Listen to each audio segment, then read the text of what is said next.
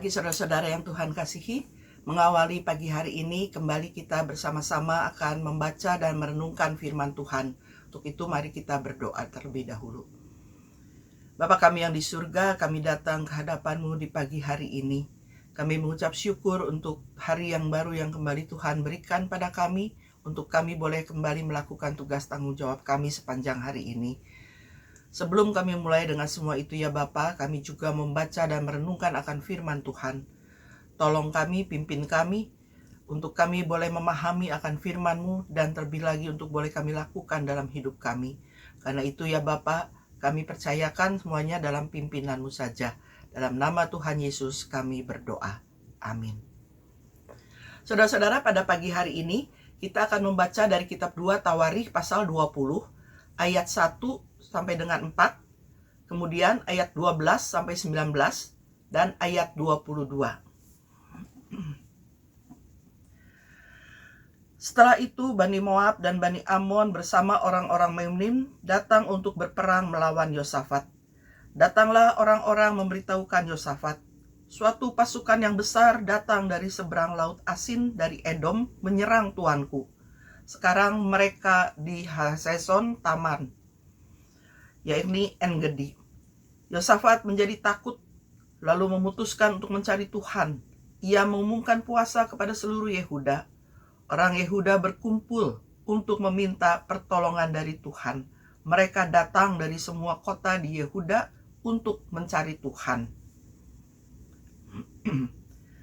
Ya Allah kami, tidakkah Engkau akan menghukum mereka karena kami tidak mempunyai kekuatan untuk menghadapi pasukan yang besar ini yang datang menyerang kami. Kami tidak tahu apa yang harus kami lakukan, tetapi mata kami tertuju kepadamu. Seluruh Yehuda berdiri di hadapan Tuhan dengan seisi keluarga mereka, istri dan anak-anak mereka. Lalu Yahasiel bin Sakaria bin Benaya bin Yeiel bin Matania, seorang Lewi dari Bani Asaf, dikuasai oleh Roh Tuhan di tengah-tengah jemaah. Dia berseru, "Camkanlah hai seluruh Yehuda dan penduduk Yerusalem dan tuanku Raja Yosafat. Beginilah firman Tuhan kepadamu. Janganlah kamu takut dan kecut hati karena pasukan yang besar ini, sebab bukan kamu yang berperang, melainkan Allah. Besok turunlah menghadapi mereka. Mereka akan mendaki pendakian Sis, dan kamu akan menjumpai mereka di ujung lembah di muka padang gurun Yeruel. Dalam peperangan ini tidak usah kamu bertempur. Berdirilah tetap di tempatmu dan lihatlah kemenangan dari Tuhan bagimu. Hai Yehuda dan Yerusalem, janganlah kamu takut dan kecut hati. Majulah besok menghadapi mereka. Tuhan akan menyertai kamu." Yosafat lalu berlutut dengan muka sampai ke tanah. Seluruh Yehuda dan penduduk Yerusalem pun berlutut di hadapan Tuhan dan sujud menyembah Dia. Kemudian orang Lewi dari Bani Kehat dan Bani Korah bangkit berdiri untuk memuji Tuhan Allah Israel dengan suara yang sangat nyaring. Ketika mereka mulai bersorak-sorai dan menaikkan pujian, Tuhan membuat pengadangan terhadap Bani Ammon dan Moab dan orang-orang dari pegunungan Seir yang hendak menyerang Yehuda, sehingga mereka terpukul kalah. Demikian bacaan pagi hari ini. Saudara-saudara yang Tuhan kasihi, zaman sekarang ini banyak orang mengalami tekanan hidup. Entah tekanan itu tentang masalah kebutuhan hidup, masalah pekerjaan, entah masalah sekolah, entah masalah dalam keluarga dan anak-anak. Dan biasanya kalau sedang menghadapi seperti ini, rasanya hidup itu begitu menyesakkan, pusing, bingung, sepertinya gak tahu lagi harus bagaimana, atau buntu, udah tidak bisa mikir lagi. Saudara, Raja Yosafat dalam bagian Alkitab yang kita baca tadi, kalau saudara baca lengkap ayat 1 sampai dengan 22, Raja Yosafat saat itu sedang menghadapi ancaman besar. dari 3 bangsa yang bersekutu untuk melawan kerajaan Yehuda. Menghadapi ini dikatakan Yosafat menjadi takut, suatu reaksi yang biasa ketika menghadapi ancaman yang dirasa tidak akan mampu dihadapi. Jika hanya mengandalkan kekuatan pasukan perangnya saja, Yosafat sudah tahu bahwa itu tidak mungkin. Dia merasa tidak berdaya karena kekuatan pasukan perangnya tidak mungkin menghadapi kekuatan 3 bangsa yang akan menyerangnya. Pasti saat itu dia juga berpikir keras tentang apa yang harus dilakukan. Karena itu dikatakan Yosafat mengambil keputusan untuk mencari Tuhan. Saudara, Yosafat menunjukkan sikap sangat berbeda dengan yang biasanya diharapkan dari seorang pemimpin yang berkuasa.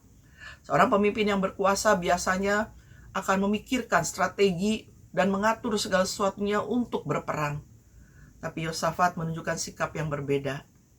Dia memilih untuk menghadap Tuhan. Bukan hanya ia, tetapi ia juga memanggil seluruh bangsa atau orang Yehuda untuk berpuasa dan berdoa dengan penuh kerendahan hati.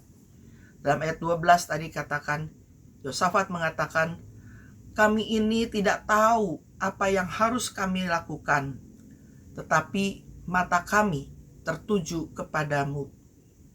Mata kami tertuju kepada Tuhan. Sebuah pengakuan yang jujur yang keluar dari hati Yosafat, mengakui akan ketidakberdayaannya. Yang bisa ia dan bangsanya lakukan hanyalah datang dan mengharapkan Tuhan Allah mereka. Hanya kepada Tuhan bisa berharap dan mencari pertolongan. Di tengah kecemasan, Allah menjawab doa Yosafat dan bangsanya melalui Yahasiel, seorang nabi yang dikuasai roh Tuhan untuk mengatakan, beginilah firman Tuhan kepadamu, janganlah takut dan kecut hati karena pasukan yang besar ini, sebab bukan kamu yang berperang, melainkan Allah. Perkataan ini menunjukkan bahwa kemenangan mereka nanti bukanlah tergantung atau bukan karena kekuatan atau strategi manusia, tetapi karena Tuhanlah yang bertindak untuk mereka. Yosafat mengimani janji Tuhan itu dengan tidak hanya berdoa dan menunggu, tapi mereka melangkah dengan iman, sesuai dengan petunjuk Tuhan. Memuji Tuhan dengan nyanyian, mereka mengalami kemenangan yang luar biasa. Saudara, kesaksian mengenai kemenangan Yosafat ini mengajarkan kepada kita bahwa di tengah rasa takutnya, Yosafat memutuskan untuk datang ke hadapan Tuhan dengan kerendahan hatinya, mengakui akan ketidakberdayaannya, mengakui akan ketidakmampuannya, dan Tuhan bertindak untuk dia dan bangsanya dengan cara yang luar biasa. Yosafat hanya meminta rakyat Yehuda untuk merendahkan hati datang ke hadapan Tuhan dan memuji nama Tuhan. Saudara, begitu juga dengan kita sebagai umat Tuhan. Ketika kesesakan dalam hidup kita alami, janganlah kita bergantung hanya pada kekuatan atau kehebatan diri sendiri. Kehebatan diri itu bisa berupa pikiran kita yang kita rasakan, saya mampu, saya bisa. Dan kehebatan diri itu bisa berupa kemampuan kita.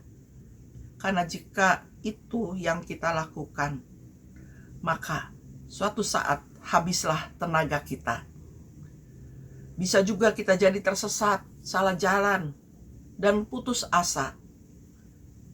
Namun kesesakan itu tetap ada dalam hidup kita.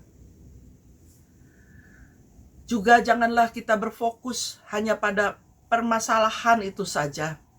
Karena jika itu yang kita lakukan, maka kita tidak akan dapat merasakan pertolongan Tuhan yang baik untuk kita.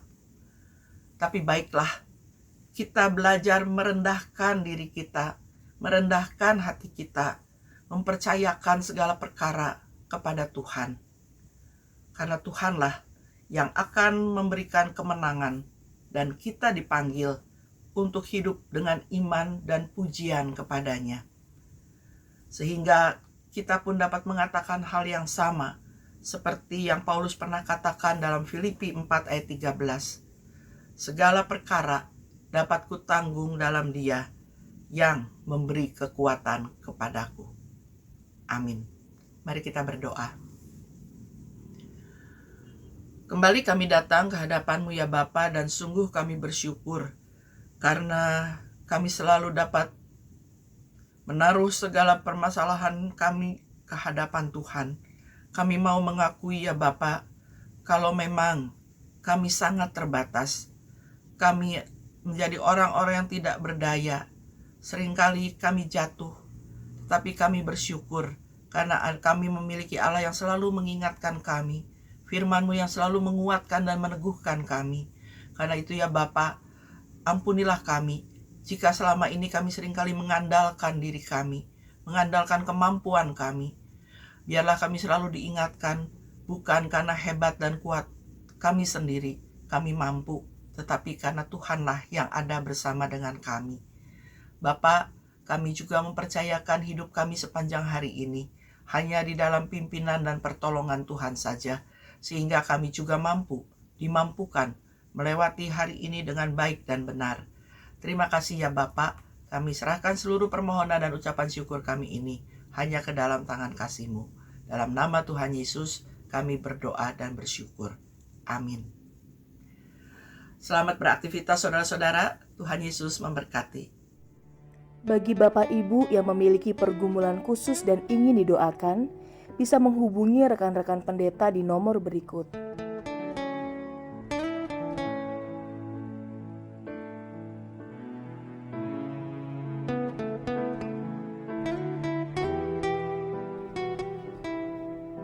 Tuhan Yesus memberkati.